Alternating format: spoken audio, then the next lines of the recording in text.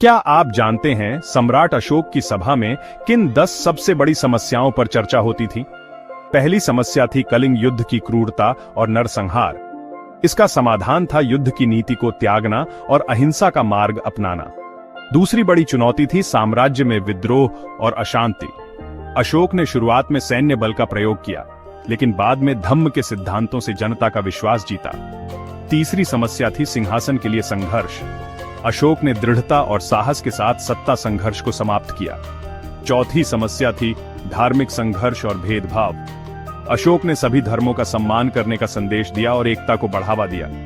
पांचवी चुनौती थी कृषि और आर्थिक समस्याएं। उन्होंने सिंचाई, नदियों को जोड़ने और व्यापार को बढ़ावा देकर समाधान निकाला। छठी समस्या थी संसाधनों का कुशल प्रबंधन। अशोक ने सुव्यवस्थित प्रशासनिक प्रणाली लागू की। सातवीं समस्या थी सामाजिक कल्याण।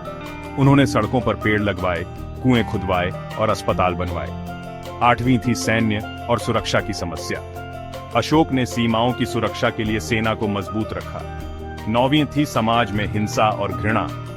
अशोक ने अहिंसा, दया और करुणा का संदेश फैलाया। 10वीं और आखिरी समस्या थी प्रशासनिक भ्रष्टाचार। उन्होंने कठोर दंड और ईमानदार अधिकारियों की नियुक्ति से इसे नियंत्रित किया।